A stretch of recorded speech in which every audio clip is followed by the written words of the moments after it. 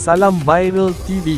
Airi bantai pembodek Presiden dan Timbalan Presiden selepas tulas surat Ros berhubung usul tambahan semasa Perhimpunan Agung UMNO lepas. Assalamualaikum warahmatullahi wabarakatuh. Okey, hari ini kita dikejutkan dengan kenyataan daripada Menteri Dalam Negeri Datuk Seri Saifuddin Nasution yang menyatakan beliau telah menggunakan kuasa beliau di bawah Akta Pertubuhan untuk mengecualikan mana-mana pertubuhan yang berdaftar di bawah akta tersebut daripada apa-apa peruntukan di bawah akta yang sama. Pengecualian dalam kes ini merujuk kepada UMNO, khususnya terhadap usul tambahan yang dibawa oleh bahagian rembau, iaitu bahagian Timbalan Presiden Mat Hassan sendiri di Perhimpunan Agung UMNO supaya jawatan Presiden dan Timbalan Presiden tidak dipertandingkan dalam pemilihan parti yang sedang berlangsung sekarang. Jadi apa maknanya? Jika Menteri Dalam Negeri terpaksa guna kuasa pengecualian di dalam undang-undang, maksudnya perkara yang dirujuk itu mestilah telah melanggar Akta Pertubuhan. Kalau tak, dan tak perlulah ada pengecualian daripada Menteri. Betul tak? Menteri guna kuasa kecualikan tindakan yang tak sah itu supaya dapat dihalalkan. Tetapi dalam kenyataan Menteri tak sebut tang mana dan apa benda yang melanggar Akta Pertubuhan. Kalau baca kenyataan Menteri, tak boleh nak tangkap detail kesalahan UMNO.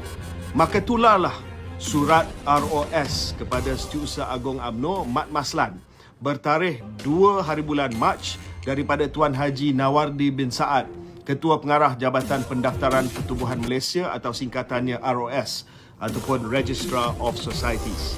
Saya tak pasti surat ini tulen atau tidak, tapi sebagai seorang mantan menteri, the letter looks legitimate. Nampak sah dan nampak ori, authentic.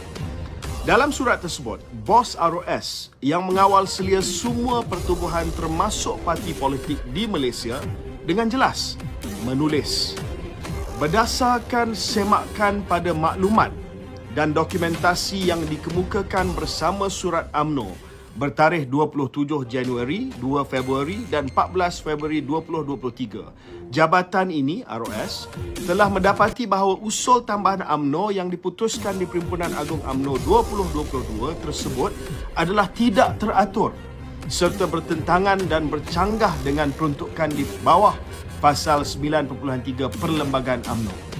Justru itu, dengan kuasa-kuasa yang diperuntukkan kepada pendaftar pertubuhan di bawah Akta Pertubuhan 1966, maka keputusan usul tambahan ucapan dasar Presiden di Perhimpunan Agung UMNO 2022, jawatan Presiden dan Timbalan Presiden UMNO tidak dipertandingkan pada penggal pemilihan parti yang akan datang adalah tidak sah. Tidak sah. Wow. Cray. Mind blown. Usul rembau yang nak melindungi Zahid dan Mat Hassan tidak sah dan bercanggah dengan Pasal 9.3 Perlembagaan UMNO, iaitu pengurusi tetap, timbalan pengurusi tetap, Presiden Timbalan Presiden, 3 orang naib Presiden dan 25 orang ahli Majlis Kerja Tertinggi hendaklah dipilih dalam mesyuarat perwakilan bahagian tiap-tiap 3 tahun sekali. Maknanya, jawatan-jawatan utama termasuk Presiden dan Timbalan Presiden hendaklah dipilih, shall be elected. Maksudnya, mesti dipilih melalui pemilihan dan jawatan tersebut tak boleh dikecualikan dari pertandingan. Ini Constitution UMNO. So, usul yang blok pemilihan tersebut yang hendaklah dipilih, shall be elected, adalah tidak sah. So, Ibu Pejabat dan barisan apologis kepada Presiden UMNO nak kata apa lagi? Ahli UMNO dan perwakilan telah dinafikan hak mereka untuk memilih Presiden dan Timbalan Presiden. Your right to choose Presiden dan Timbalan Presiden has been robbed by this bogus usul yang dibuat oleh bahagian Mat Hassan. Dahlah tak malu buat usul nak melindungi ketua sendiri, siap boleh langgar perlembagaan parti sendiri. Wow. Just wow. So, untuk nak halalkan usul yang tidak sah ini, hanya satu cara sahaja yang ada. Menteri Dalam Negeri kena guna kuasa di bawah perkara 70 Akta Pertubuhan untuk mengecualikan tindakan yang tidak sah ini. Maka selamatlah Zahid dan Mat Hassan. Jawatan lain lawanlah puas-puas. Exco, naib Presiden dan sebagainya. Yang ada di atas, Presiden dan Timbalan Presiden, menjadi kasta untouchable. Tak boleh disentuh atau dicabar. Tapi sekarang wujud spin baru pula daripada puak-puak apologis Zahid. Mereka kata Saifuddin sebenarnya menyelamatkan UMNO daripada pembatalan pendaftarannya di ROS dengan pengecualian yang diberi. So tindakan Saifuddin ini patut dipuji. UMNO selamat, kerajaan PMX selamat. Ini logik yang bodoh dan tak betul. Pertamanya, siapa kata UMNO nak diharamkan? Dalam surat KPROS, ia jelas sebut sehubungan itu parti UMNO hendaklah mengambil tindakan pembetulan, corrective measure, dengan tidak mengetepikan perlembagaan UMNO di bawah Fasal 9.3 dalam pelaksanaan pemilihan Majlis Tertinggi UMNO. Maknanya UMNO, kau dah buat silap. Sila perbetulkan. Buka pemilihan Presiden dan Timbalan Presiden untuk dipertandingkan. Habis cerita.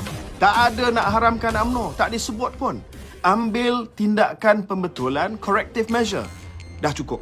Tak payah nak langgar perlembagaan sendiri, nak melindungi Zahid Ready to Fight dan Mak Hassan. Tak timbul soal nak mengharamkan UMNO, itu spin semata-mata. Just correct your mistake. Ini tak nak buat corrective measure ataupun tindakan pembetulan, tapi bergantung harap ihsan Menteri dari PKR untuk halalkan tindakan yang tidak sah. Malu betul.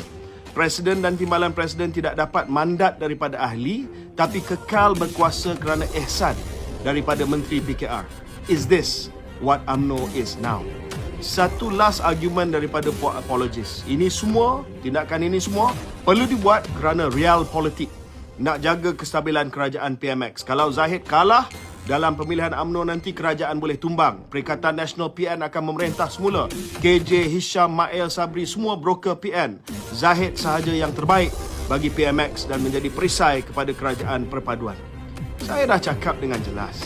Hisham dan Mael dan rakan-rakan lain pun setuju dengan saya. Andai kata ada pertandingan dan kumpulan kita menang, kami terus akan memberi sokongan kepada Datuk Seri Anwar menerajui kerajaan kerana kami juga tidak mahu melihat kestabilan politik yang ada digugat.